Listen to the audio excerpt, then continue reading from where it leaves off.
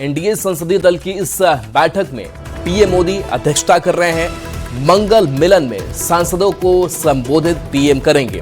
तो इस बैठक को मंगल मिलन का नाम दिया गया है। नीट सुधारों की जानकारी प्रधानमंत्री नरेंद्र मोदी दे सकते हैं। तो आपको इस बैठक से जुड़ी तस्वीर आपको दिखा रहे हैं, जहां पर प्रधानमंत्री नरेंद्र मोदी हैं, इसके साथ साथ गृह मंत्री, रक्षा मंत्री नितिन गडकरी, इसके साथ जेपी नड्डा की मौजूदगी है और बाकी जो एनडीए घटक दल के सांसद हैं उनकी भी मौजूदगी है। मंगल मिलन नाम दिया गया है और खास करके नीट एग्जाम को और आने वाले परीक्षाओं को और कैसे सख्त किया जा सके ताकि किसी भी तरीके से पेपर लीक जैसी घटनाएं ना हो और परीक्षार्थियों को कोई परेशानी ना हो, इसको लेकर के कानून से लेकर के चर्चा लगातार इस बैठक के जरिए।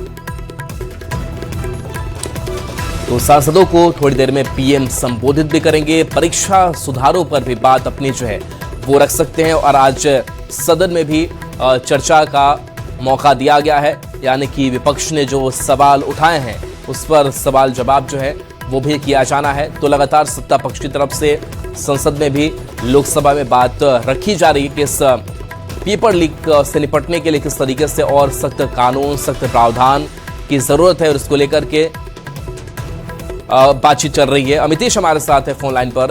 अमितेश, एनडीए संसदीय दल की बैठक और खास करके परीक्षा सुधारों पर सबकी नजर टिकी हुई, भी विपक्ष इस पर सवाल भी उठा रहा है। बैठक से क्या अपडेट है? देखिए, निश्चित रूप से आज जो मंगल मिलन कार्यक्रम है, हर मंगलवार को एनडीए के सभी सांसदों की बैठक होती है जिसमें प्रधानमंत्री खुद मौजूद रहते हैं। तो निश्चित रूप से सभी सांसदों की मौजूदगी में प्रधानमंत्री का जो संबोधन होगा उस पर सबकी नजरें टिकी हैं। इसकी उम्मीद की जा रही है कि आज की बैठक में प्रधानमंत्री की तरफ से जो शिक्षा सुधार को लेकर के तमाम कड़े कदम उठाए जा रहे हैं उसको लेकर के संबोधित किया जाएगा। और जिस तरह से प्रधानमंत्री ने लगातार जेएनजी से कम्युनिकेशन करने की कोशिश की है, लगातार उन्होंने अपील की है, जिस तरह से उन्होंने शॉर्ट वीडियो डाला है, रील्स उन्होंने बना करके और लगातार फ्रेंड्स चाहकर जेएनजी को संबोधित किया है, नए लड़कों से उन्होंने कम्युनिकेशन स्थापित करने की कोशिश की है। निश्चित रूप से उसका काफी प्रभाव है और निश्चित रूप से आज की बैठक में इस बात की उम्मीद की जा रही है कि एनडीए जो संसदीय दल की बैठक होगी उसमें प्रधानमंत्री की तरफ से संबोधित किया जाएगा।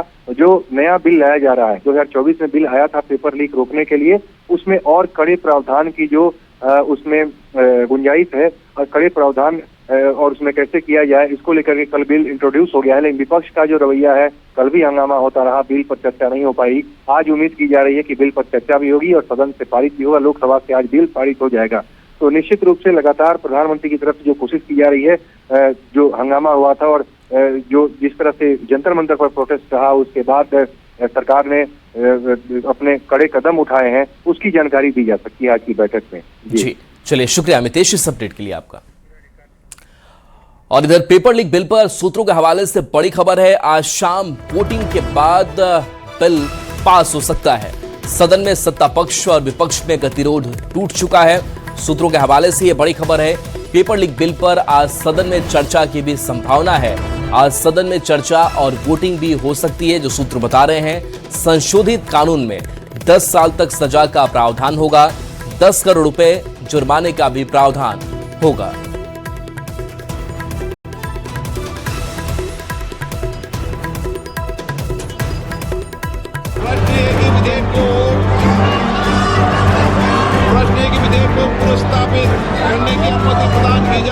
श्रीमान नंदन नीलेकनी जी के नेतृत्व में एक हाई पावर टास्क फोर्स बनाने का निर्णय किया है जो एग्जामिनेशन रिफॉर्म की तरफ फोकस करेगा और जल्द से जल्द आने वाली परीक्षाओं की विश्वसनीयता को सुनिश्चित करने का काम इसके रिपोर्ट के आधार पर कर दिया जाएगा।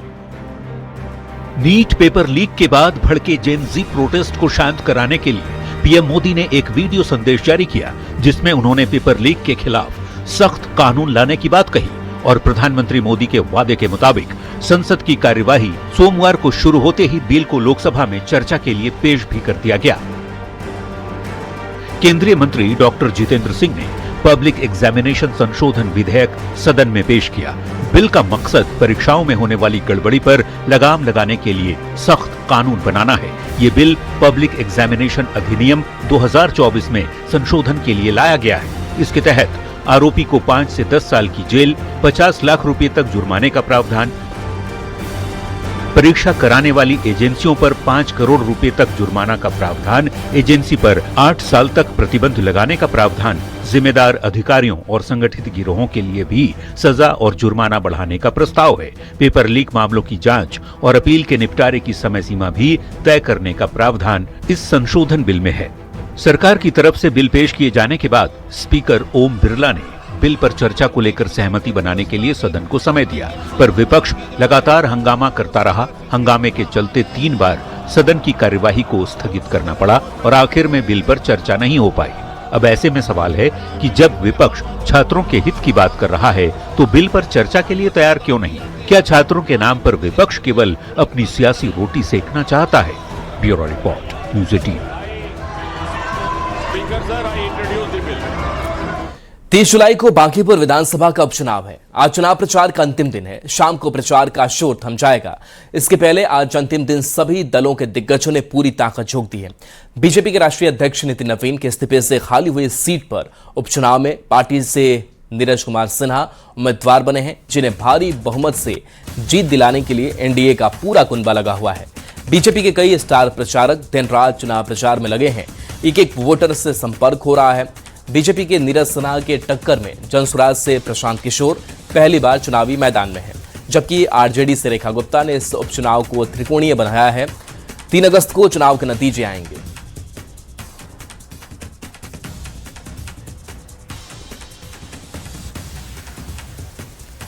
तो बांकीपुर उपचुनाव को लेकर आज प्रचार का आखिरी दिन है और अंतिम दिन आज तमाम दिग्गज जमकर पसीना बहा रहे हैं। आज एक बार फिर से खुद बीजेपी के राष्ट्रीय अध्यक्ष नितिन नवीन भी चुनाव प्रचार में उतरेंगे, जनता से विरासत बचाए रखने की अपील करेंगे।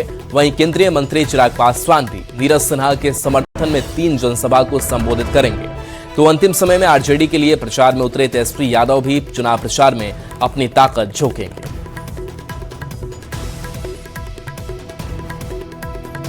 तो आज चुनाव प्रचार का अंतिम दिन और इस अंतिम दिन जो एनडीए की तरफ से ताकत है वो चिराग पासवान लगाएंगे।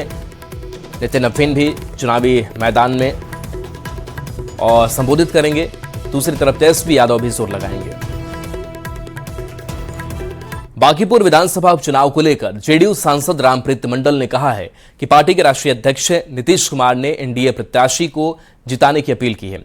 उन्होंने कहा कि सभी कार्यकर्ता एकजुट होकर चुनाव में जुटे हैं और एनडीए पूरी मजबूती के साथ मैदान में है। देखिए, बांकीपुर का जो चुनाव है वो हमारे एनडीए के पक्ष में लहर है और हमारे माननीय राष्ट्रीय अध्यक्ष नीतीश कुमार जी विकासपुर, उन्होंने भी अपील की है लोगों से कि एनडीए को वोट दीजिए। और मैं बता दूं, जैसे आपने सवाल किया तेजस्वी यादव के बारे में, उन्होंने कुछ दिन पहले ही विदेश से आए हैं और उनका अब कोई मुद्दा बचा नहीं। अनगढ़ बातें करते हैं जिस बातों के कोई दम नहीं है और इस बातों से हमारी जनता में कोई फर्क पड़ने वाली नहीं है। हम लोग भारी मतों से जीतेंगे। मुख्यमंत्री सम्राट चौधरी आज मुंगेर दौरे पर रहेंगे। तारापुर समेत जिले कई जगहों पर सीएम करोड़ों की विकास योजनाओं की सौगात देंगे। सबसे पहले वे तारापुर विधानसभा क्षेत्र के मोहनदास विद्यालय परिसर में आयोजित कार्यक्रम में शामिल होकर विभिन्न नवनिर्मित उच्च विद्यालयों का सामूहिक उद्घाटन करेंगे। इसके बाद हरपुर में नवनिर्मित थाना भवन का उद्घाटन करेंगे।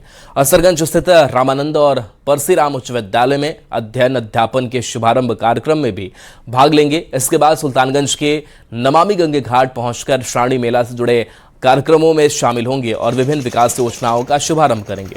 कार्यक्रम को लेकर लोगों में उत्साह है, जबकि जिला प्रशासन ने सुरक्षा और अन्य व्यवस्थाओं को लेकर पूरी तैयारी कर ली है।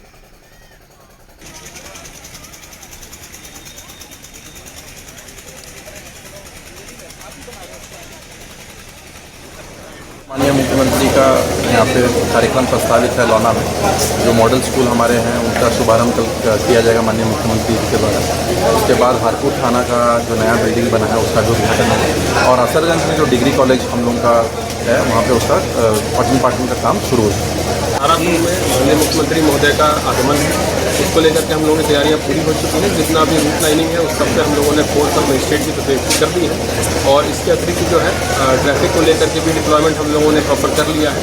QRT का भी गठन हम लोगों ने कर लिया है, जो कि भ्रमणशील रह करके दीर्घता संधारण करेगी। तारापुर के लौना में वैदिक उच्च विद्यालय में उनका कार्यक्रम है और वहाँ लोगों के बीच मुलाकात बात भी होगी और वहाँ कार्यक्रम है। सेकंड कार्यक्रम आपके हारपुर थाना का है और थर्ड कार्यक्रम आपके जलालाबाद डिग्री उच्च विद्यालय डिग्री कॉलेज का है। बिहार में नीट पेपर लीक के विरोध में प्रदर्शन के दौरान गिरफ्तार और हिरासत में लिए गए छात्रों से जुड़ी बड़ी खबर है, जहां बिहार सरकार ने छात्रों को लेकर बड़ा फैसला किया है। 26 जुलाई शाम 6 बजे से पहले प्रदर्शन में शामिल होने वालों पर कार्रवाई नहीं होगी। गृह विभाग ने इसको लेकर आदेश जारी किया है। दर्ज एफआईआर, परिवाद और शोकॉज वापस लेगी सरकार। हिरासत में लिए गए और गिरफ्तार लोगों की रिहाई भी तुरंत होगी। भविष्य में भी प्रदर्शनकारियों के खिलाफ कोई कार्रवाई नहीं होगी। केंद्र और सीजेपी के बीच सहमति के बाद सीएम सम्राट ने निर्देश दिया है।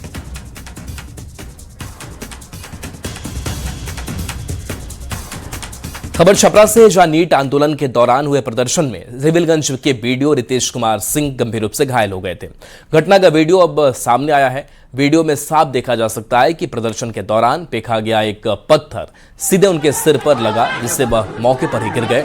प्राथमिक इलाज के बाद उन्हें पटना रेफर किया गया, जहां उनके सिर की सर्जरी की गई। फिलहाल उनका इलाज जारी है। घटना के बाद प्रशासन पूरे मामले की जांच में जुटा हुआ है।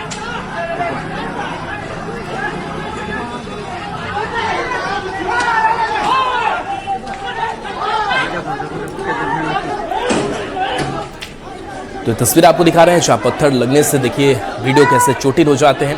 तुरंत तो मौके पर ही गिर पड़ते हैं। हालांकि जो साथी जवान हैं वो वहां पर पहुंचते हैं और उन्हें वहां से हटाया जाता है। घटना का वीडियो अब सामने आया है। तो छपरा में बवाल के दौरान की तस्वीरें।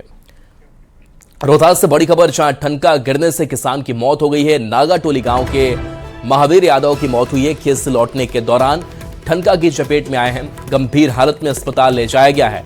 डॉक्टरों ने उन्हें मृत घोषित किया। घटना के बाद परिवार में मातम पसरा हुआ है।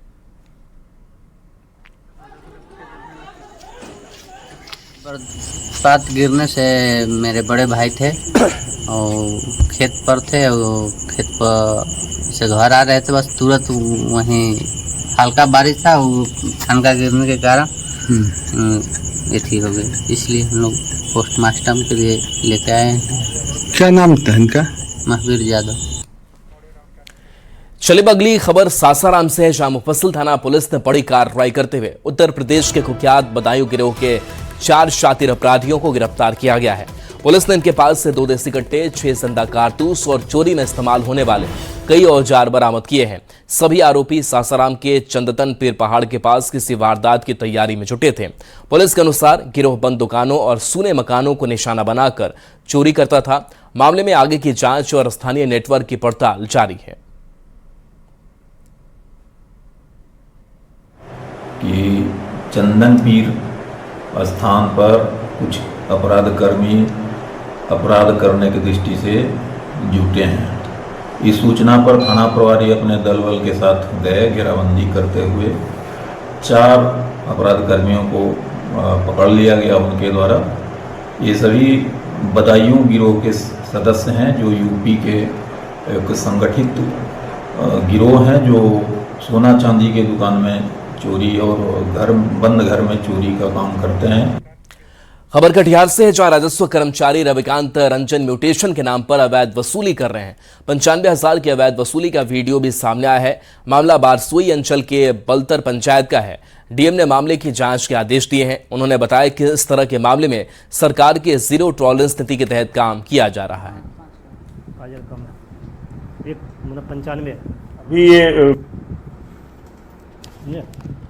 ये वीडियो की सूचना प्राप्त हुई है और इसमें बिल्कुल त्वरित कार्रवाई की जाएगी। हम लोगों ने पहले भी इस प्रकार की सूचना प्राप्त होने पर कार्रवाई की थी। एक और कर्मचारी को सस्पेंड भी किया गया था और ऐसी कोई भी सूचना अगर मिलती है तो त्वरित कार्रवाई की जाएगी। और जो करप्शन को लेकर के जीरो टॉलरेंस की नीति सरकार की, हम लोग उसका अक्षरशः पालन कर रहे हैं। जहां पर भी इस प्रकार के वीडियो या कोई भी साक्ष्य के साथ में जानकारी मिलते हैं, रैपिड कार्रवाई की जाती है। और ये संदेशात्मक भी रहता है कि बाकी लोग भी पूरी इंटीग्रिटी के साथ काम करें, इसमें कोई कोताही नहीं बरती जाएगी। अगली खबर सीतामढ़ी से है, जहां डुमरा सामुदायिक स्वास्थ्य केंद्र में प्रसव के बाद एक नवजात की मौत हो गई, जिसके बाद परिजनों ने अस्पताल में जमकर हंगामा किया। परिजनों का आरोप है कि महिला को समय पर भर्ती नहीं किया गया, जिससे इलाज में देरी हुई। उन्होंने एएनएम पर प्रसव के बाद 1500 मांगने और ड्यूटी के दौरान लापरवाही बरतने का भी आरोप लगाया है। घटना के बाद अस्पताल परिसर में विरोध प्रदर्शन हुआ। परिजन दोषी डॉक्टरों और स्वास्थ्यकर्मियों पर कार्रवाई की मांग कर रहे हैं। मामले की जांच जारी है। लिया हुआ था, पहले लिया फर्स्ट में 3 बजे के टाइम, उसके बाद लिया 4 बजे के टाइम, उसके बाद लिया 5 बजे के टाइम, लास्ट टाइम लिया है 6 बजे के। 6 बजे में 1 घंटा कम था। हम लोग 5 बजे मरीज की हालत खराब होने पर, खून ब्लड आने पर हम लोग जबरदस्ती गेट के अंदर गए हैं, उसको कपड़ा लेकर गए हैं, तेल लेकर गए हैं, जबरदस्ती बेड पर पड़वाए हैं, पानी चढ़वाए हैं। उसके बाद बच्चा वो लोग जबरदस्ती किया है और वो बोल रहे हैं दर्द होगा होगा। सब अपने अपने कुर्सी पर बैठ गया है। ये पोस्ट डिलीवरी वाले केस है, तो इसमें कल भी आई थी वो और आज भी आई थी। आज 9 बजे आई थी, उसके बाद दोबारा 3 बजे आई थी। 3 बजे हमारे द्वारा एडमिट किया गया इनको। बच्चे जब बाहर, इनको पहले से एडवाइस दिया गया था कि आप सदर जाइए, लेकिन ये लोग मना कर देते हैं। हमको नॉर्मल डिलीवरी चाहिए, सीजरियन सदर में हो जाता है, इसलिए से यहाँ पे रुकना है नॉर्मल के लिए। गया जी से बड़ी खबर, जहां मुरारपुर मोहल्ले में सेंट्रल ब्यूरो ऑफ नारकोटिक्स विभाग ने छापेमारी की। विभाग की छापेमारी में भारी मात्रा में नकली दवाइयां बरामद की गई। जांच अधिकारी सिद्धार्थ श्रीवास्तव ने बताया कि इससे पहले मानपुर, खाजहापुर और बजाज रोड समेत कई जगहों पर भी कार्रवाई की गई थी। सूत्रों के मुताबिक बरामद डायरी में कई डॉक्टरों और अस्पतालों के नाम दर्ज होने की बात सामने आई है, जिसकी जांच की जा रही है। साथ ही बरामद दवाइयों की गुणवत्ता की जांच के लिए दवाइयों के सैंपल भेजे जाएंगे। 22 तारीख को सबसे पहले कार्रवाई हुई थी, वो कंजहापुर में हुई थी। तो वहाँ पे कार्रवाई में हमें कुछ नकली दवाएं भी मिली हैं, मतलब वो एनडीपीएस के अलावा नकली दवाइयाँ हैं, और कुछ एनडीपीएस के कुछ इंजेक्शंस मिले थे। उसके अलावा बजाजा रोड बॉटम ब्रिज में 2 गोडाउन और मिले थे। वहाँ पे भी हमें मतलब घर के अंदर एक कमरे से कुछ दवाइयाँ बरामद हुई थी। वो भी एनडीपीएस की नहीं थी, वो दूसरी दवाइयाँ थी जो कि ड्रग विभाग के अंडर में आती हैं। फिर यहाँ पे एएनपुर में इस लोकेशन पे हमें 4 गोडाउन मिले थे, और यहाँ पे भी नकली दवाइयाँ भी हैं और कुछ सैंपल्स की दवाइयाँ हैं जो यहाँ पे इकट्ठा की गई हैं। इनमें भी कोई एनडीपीएस नहीं है। तो जब हमें ये गोडाउन मिला तो हमने ड्रग डिपार्टमेंट को बता के उनको सुपुर्द कर दिया है आगे कार्रवाई के लिए। पटना सिटी के नालंदा मेडिकल कॉलेज अस्पताल में रजिस्ट्रेशन काउंटर पर पूरे दिन भारी भीड़ और हंगामे की स्थिति रही। मरीज और उनके परिजन भीषण गर्मी में घंटों लाइन में खड़े रहे। भीड़ ज्यादा होने की वजह से कई मरीज बिना इलाज कराए ही लौट गए। अस्पताल में ओपीडी के लिए केवल 5 रजिस्ट्रेशन काउंटर होने से लोगों को काफी परेशानी हुई। मरीजों और परिजनों ने अस्पताल प्रशासन से जल्द काउंटरों की संख्या बढ़ाने और व्यवस्था सुधारने की मांग की है। बाहर से आए हैं सर। क्या लग रहा है? लग रहा है कि पेशेंट को पुर्जा अभी तक नहीं कटा। हुआ जाइए दौड़ रहे हैं, बाकी पुर्जा तो नहीं कटा। कितना दिक्कत हो रहा है? कितना दूर से आप लोग आए? हम बाहर से आए हैं, बाकी अभी तक पुर्जा नहीं कटा। कितनी परेशानी हो रही है? बहुत परेशानी है। काउंटर कम होने के कारण हम लोग का पुर्जा नहीं कट रहा है। हम लोग धूप में खड़े हैं तब से, बहुत सा भीड़ है, अभी तक पुर्जा नहीं कटा है। दिखा पाएंगे या नहीं? 2 बजे तक डॉक्टर रहते हैं, उसके बाद डॉक्टर उठ जाते हैं। आज हम लोग लगता है नहीं दिखा पाएंगे, सिर्फ पर्ची कटाएंगे। वो भी करता है या नहीं करता है कह नहीं सकते हैं। जब कटेगा उसके बाद वहाँ भी लाइन लगाना पड़ता है? हाँ, डॉक्टर के पास भी नंबर लगना पड़ता है। डॉक्टर का टाइम हो जाता है? हाँ, उठ जाते हैं। 2 बजे तक डॉक्टर बैठते हैं। हमारा गर्दन में दर्द है, माथा में दर्द रहता है। क्या हुआ? पुर्जा कटाने आए हैं, अभी आधा घंटा पौन घंटा हो गया, अभी तक से लाइन में पर्ची कटने का कोई चांस नहीं है। ज़्यादा लेट हो जाता है तो गाड़ी भी छूट जाती है। अब देखिए लगे हुए हैं, मिलता है कि नहीं मिलता है। क्या लग रहा है, पुर्जा कटेगा? अब पुर्जा कटने का तो अभी कोई चांस नहीं। अभी बड़ी खबर दानापुर बेटा से, जहां पुलिस ने अवैध हथियारों के साथ 5 कुख्यात को गिरफ्तार किया है। गिरफ्तार बदमाशों के पास से और उनकी निशानदेही पर छापेमारी में 1 देसी कट्टा, 1 देसी कार्बाइन, 34 जिंदा कारतूस, 44 गोली के खोखे, 1 शराब की बोतल, 4 मोबाइल फोन और 1 बाइक बरामद की गई है। पुलिस के मुताबिक ये अपराधी किसी बड़ी वारदात को अंजाम देने की फिराक में थे। सिमरी बहपुरा गांव के बाजार में कुछ अपराधी हथियारों के साथ शराब पार्टी कर रहे थे, जिसकी सूचना मिलने पर डीएसपी 2 और बेटा थानाध्यक्ष के नेतृत्व में स्पेशल टीम ने छापेमारी की। गिरफ्तार सभी अपराधी मनेर के रहने वाले हैं और इनके खिलाफ पहले से कई थाने में संगीन मामले दर्ज हैं। मनेर थाना क्षेत्र के रहने वाले हैं। अगर बरामदगी की बात की जाए तो 1 देसी कार्बाइन की बरामदगी हुई है, 1 देसी कट्टा की बरामदगी हुई है, 34 जिंदा कारतूस की बरामदगी हुई है, 44 खोखा की बरामदगी हुई है, 4 मोबाइल की बरामदगी हुई है, 300 ml शराब की बरामदगी हुई है और एक मोटरसाइकिल की भी बरामदगी हुई है। पटना सिटी से बड़ी खबर, जहां युवक की चाकू मारकर हत्या हुई है। अज्ञात अपराधियों ने हत्या की है। हत्या का कारण स्पष्ट नहीं है। खाशी कला के मोगलपुरा का मामला सामने आया है। आपसी रंजिश में हत्या की आशंका जताई गई है। तो बड़ी खबर पटना सिटी से, जहां युवक की चाकू मारकर हत्या की गई है। मनोज हमारे साथ फोन लाइन पर है, न्यूज 18 संवाददाता। मनोज, क्या पूरा मामला सामने आया हत्याकांड से जुड़ा हुआ? जी, पटना सिटी के खाजी कला थाना क्षेत्र के मोगलपुरा टिकिया टोली मोहल्ले में बीते रात्रि अज्ञात अपराधियों द्वारा युवक की चाकू से गोदकर हत्या कर दी गई है। आनंद फानन में गंभीर रूप से घायल युवक को इलाज के लिए गुरु गोविंद सिंह सदर अस्पताल में भर्ती कराया गया था, जहां इलाज के दौरान डॉक्टरों ने उसे मृत घोषित कर दिया था। फिलहाल पुलिस शव को अपने कब्जे में लेकर उसे पोस्टमार्टम के लिए नालंदा मेडिकल कॉलेज भेज दी है। अभी तक की जो जानकारी प्राप्त हो सकी है राहुल, मृतक जो है वो अपने घर के पास खड़ा था। इसी दौरान उसके पड़ोसी आकाश कुमार नामक व्यक्ति द्वारा, जो उसका पूर्व का परिचित बताया जाता है, उसी मोहल्ले का रहने वाला है, उसके द्वारा चाकू से उस पर हमला बोल दिया जाता है और उसे गंभीर रूप से घायल कर दिया जाता है। उसे परिजन उसे अस्पताल ले जाते हैं, जहां उसे डॉक्टरों द्वारा मृत घोषित कर दिया गया है।